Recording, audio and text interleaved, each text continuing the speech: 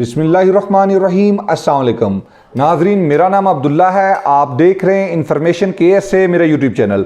बहुत ही अहम टॉपिक के साथ हाजिर हुए हैं। दो तीन बातें थी, मैंने सोचा सबकी वजाहत कर दूं और साथ में कुछ भाइयों को आगाह भी कर दूं। सबसे पहले आपको पता ही है कि ये जो हुकूमत ने रिलीफ दिया हरूब के मतलब, पहले डोमेस्टिक मैनों को इस रिलीफ में शामिल नहीं किया गया था, बाद में उन्हें भी शामिल कर लिया गया। आज इसकी भी वजाहत करेंगे। नंबर 2 पे इसमें कुछ मसाइल पेश आ रहे हैं, उन पे बात करेंगे और लास्ट में बात करेंगे ट्रांसफ़र कैसे पॉसिबल है वैलिड इकामे पे। ठीक है, क्योंकि ये भी बहुत ज़्यादा सवाल लोग कर रहे हैं, तो मैं सोचता हूँ कि एक भी बार आपको वीडियो के जरिए आंसर दे दें दोबारा से, ताकि आपको पता लग सके। अच्छा, पहली बात जो है, आपको पता है कि इससे पहले सऊदी हुकूमत ने अनाउंस किया, अल्लाह का शुक्र है कि इंफॉर्मेशन केएस से कोई ये सआदत हासिल है। बहरहाल ये अल्लाह ताला की तरफ से अनायत करदा है कि हमने आपको वक्त से पहले खबर दी और आप में से काफ़ी भाइयों ने हमें चैलेंज किया कि ऐसा पॉसिबल नहीं है।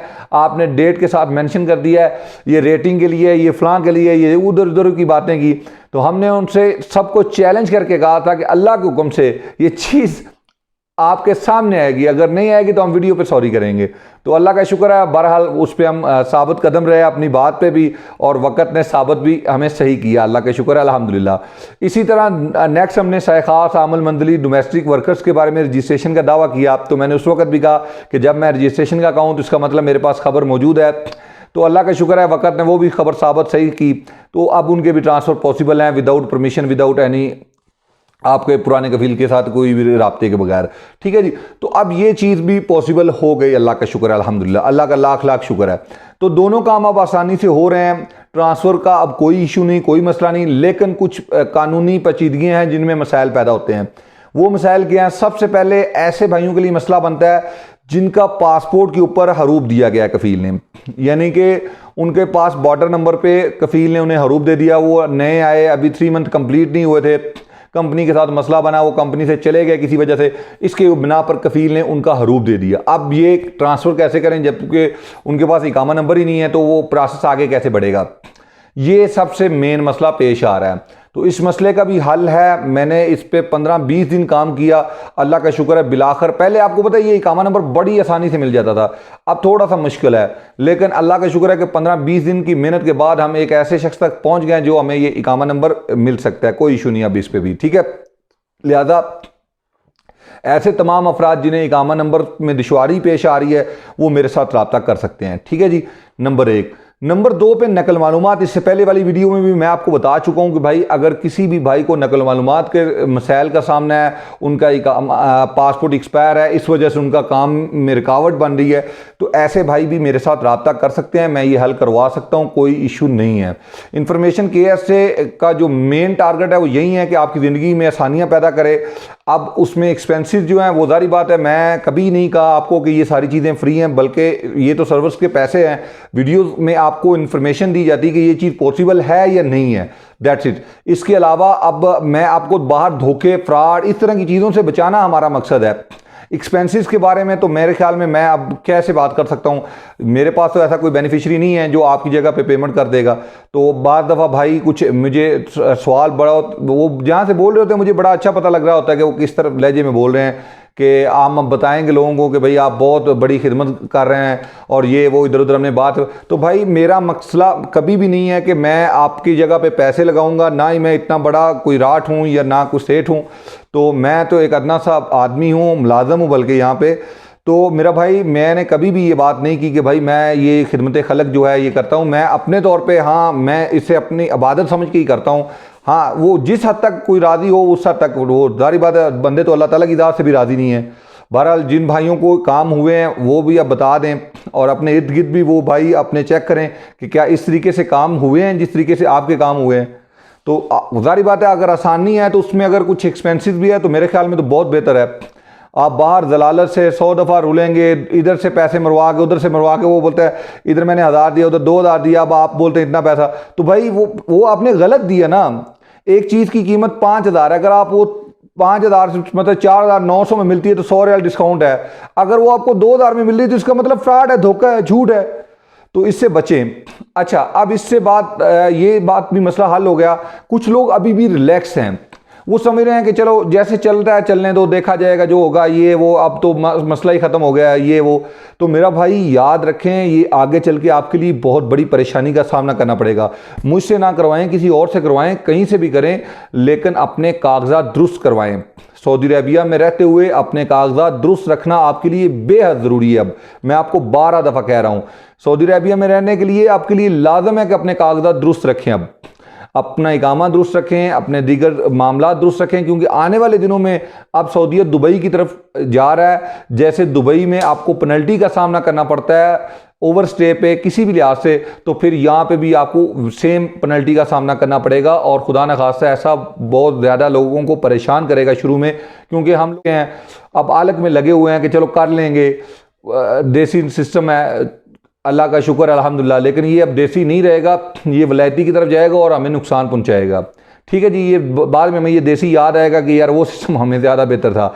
खुदा न खासा हरूप हो भी जाता था तो क्या मसला था, अपने वतन जाने के लिए तो कोई परेशानी नहीं थी, ब्लैक लिस्ट हो जाते थे, लेकिन अपने वतन जाने के लिए तो कोई परेशानी नहीं थी। अब ब्लैक लिस्ट होने के साथ साथ आपको पेनल्टी का सामना भी करना पड़ेगा कि भाई ये पेनल्टी है, ये जुर्माना है, पे करेंगे तो आप जा सकेंगे, अदरवाइज जा भी नहीं सकेंगे। एक चीज़ तो ये होगी। अब ट्रांसफ़र की बात करेंगे कि ट्रांसफ़र कैसे पॉसिबल होगा। तो मेरा भाई ट्रांसफ़र पॉसिबल है। अब कंपनियों के से ज़्यादातर अख्तियार छीन लिए जाएंगे कंपनियों को, और आपको एक मतहत करके काम चलाया जाएगा कि ऐसा नहीं है कि आपका कोई वाली वारस नहीं है जैसे पहले होता था, ऐसा भी नहीं होगा। और ऐसा भी नहीं है कि आप कंपनियों के साथ खेलना शुरू कर दें, दोनों तरफ से ऐसा नहीं होगा। ठीक है जी। अब आपको आर्टिकल 77 का भी पता होना चाहिए कि अगर आप किसी कंपनी के साथ 1 साल का 2 साल का कॉन्ट्रैक्ट करते हैं और आप पर वो कंपनी केस करना चाहे विदाउट सनद अमर, विदाउट एनी डॉक्यूमेंट्स, तो वो केस फाइल कर सकेंगे और आप बिला उज़र उसके पाबंद हैं उससे पे करने के। ठीक है जी। अब जितने रिमेनिंग आपका टाइम रहेगा उतने माह की सैलरी आपको बतौर जुर्माना उनको पे करना होगी। जितने उनके एक्सपेंसेस हैं इकामा वगैरह पे, वो भी आपको पे करना होंगे, लाजम होंगे आप पर। तो ये भागने की सूरत में पेनल्टी की तरफ मामला चला गया। अब हरूप से आगे बढ़ते हैं। अब कंपनी लगाती है एग्जिट, कहती है भाई आप एग्जिट जाएंगे, नए वीज़े पे वापस आए, हमारा कोई दखल नहीं, लेकिन हम आपको ट्रांसफ़र नहीं देंगे। तो ऐसी तमाम कंपनियों को मैं बता दूं या आप लोगों को बता दूं कि ये ऐसा पॉसिबल नहीं रहेगा। 2023 में आप ट्रांसफ़र कर सकते हैं ऑन एग्जिट। ठीक है जी। यानी कि इधर कंपनी ने आपका एग्जिट लगाया, आपके पास 60 दिन का टाइम है, या तो 60 दिन के अंदर आपने मुमलिकत सऊदी अरबिया छोड़ना है, या आप ट्रांसफर कर सकते हैं किसी भी दूसरे मंशा में विदाउट करंट एम्प्लॉयर अप्रूवल की। ठीक है जी। अब 90 डेज नोटिस पीरियड पे बात करते हैं। 90 डेज नोटिस पीरियड कैसे चलेगा 2023 में। 90 डेज नोटिस पीरियड मेरा भाई फितरत अल इशार जिसे हम बोलते हैं, ये उस दिन से स्टार्ट होता है जिस दिन आप तलब एक्सेप्ट करते हैं किसी भी दूसरे कफील की। इसमें भी कंडीशन रहेगी वहीं एज इट एज रहेगी कि आप जिस कंपनी से तलब एक्सेप्ट कर रहे हैं वो कंपनी 110%, यानी कि अगर उनमें 100 अजनबी है तो 100 अजनबी को उन्होंने अपने कीवा प्लेटफॉर्म पे रजिस्टर किया होना चाहिए। तमाम की अकूद, तमाम की जो कॉन्ट्रैक्ट हैं वो कीवा पे रजिस्टर होना चाहिए। ये मस्ट अब शर्त आ गई है, लाजमी सिंपल शर्त कर दी है, एक ही शर्त कर दी है कि कीवा पे रजिस्टर करना है आपने। इसके बाद मदद है, इसके बाद तामीनात इज्तिमाई है कि वो सेम सैलरी होनी चाहिए हर जगह पे, वो एक अलग मसला है। लेकिन अब इसमें उन्होंने वजाहत जो की है वो लास्ट टाइम यही की है कि उनके कीवा पे तमाम 100% जितने अजनबी लोग हैं वो कीवा पर रजिस्टर होने चाहिए। ये एक मेन शर्त है। ठीक है जी। अगर ऐसी कंपनी से आप तलब मंगवाते हैं तो ये जाती है 90 दिन नोटिस पीरियड की एवज में। 90 दिन बाद आपका ऑटो ट्रांसफर हो जाता है अगर आपकी नई कंपनी चाहे तो। पुरानी कंपनी इस नोटिस पीरियड को खत्म नहीं कर सकती, पुरानी कंपनी इस नोटिस पीरियड के आए हुए को कैंसिल नहीं कर सकती, ये उसके इख्तियार से बाहर की चीज है। अब आप मेरे ख्याल में ट्रांसफर की रीजन को समझ गए हैं। 2023 में ट्रांसफर पॉसिबल है बिहाफ ऑफ कॉन्ट्रैक्ट। कैसे? आप रिजाइन देंगे वक्त से पहले, आपका 60 दिन नोटिस पीरियड है, 60 दिन के बिहाफ पे रिजाइन देंगे। 90 दिन है, 90 दिन पे रिजाइन देंगे। 90 दिन पूरे होने के बाद आपको रिलीज डेट मिल जाएगी। इस डेट के बिहाफ पर आप कॉन्ट्रैक्ट एक्सेप्ट करेंगे। एक्सेप्ट करने के बाद यही कॉन्ट्रैक्ट जो है, यही जो आपकी डेट है, ये ट्रांसफर डेट में कन्वर्ट हो जाएगी और इस डेट को आपका ट्रांसफर पॉसिबल है। 2022 में 1 महीना बाकी है। इस महीने में क्या पॉसिबल है?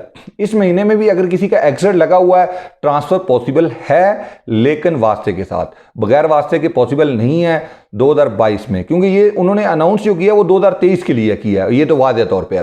तो 2022 में ये चीज़ पॉसिबल नहीं है, लेकिन 2023 में ये चीज़ पॉसिबल है।